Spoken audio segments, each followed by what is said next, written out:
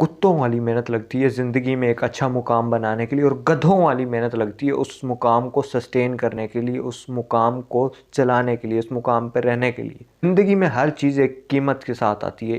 Everything in the life has its cost. आप देख ले कि अमीर आदमी है, बहुत ज़्यादा अमीर आदमी है, बहुत पैसा, आप उसको आइडियलाइज़ कर रहे हैं, लेकिन उसके पीछे का स्ट्रेस नहीं देख रहे। ये नहीं देख रहे कि उसकी जो फैमिली कनेक्शन है, वो बच्चों के साथ जो उसके ताल्लुकात है वो कैसे हैं, बीवी के साथ जो ताल्लुकात हैं वो कैसे हैं। वो बस दूर के ढोल सुहाने लग रहे हैं।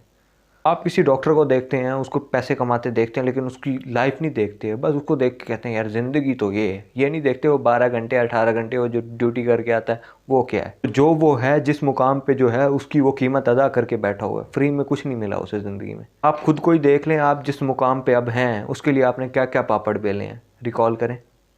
जब हर कोई ज़िंदगी में एक मुकाम हासिल करने के लिए जिस मुकाम पे भी वो है इतने पापड़ बेल के आया, तो क्यों दूसरों को कमतर समझना, या क्यों दूसरों को टोंट करना या उनको डिग्रेड करना। आप जो ज़िंदगी में हैं आप अपनी मेहनत से हैं, अल्लाह के करम से हैं, और आपने सेक्रीफाइस किया है, कुर्बानी दी है इसलिए। और अगला जो है वो अपनी मेहनत से है, अपने नसीब से है, अपनी कुर्बानी से। दूसरों की प्रोफेशन की रिस्पेक्ट करें, उस इंडिविजुअल की रिस्पेक्ट करें, और किसी को ना कमतर समझें ना अपने आप से ज़्यादा समझें।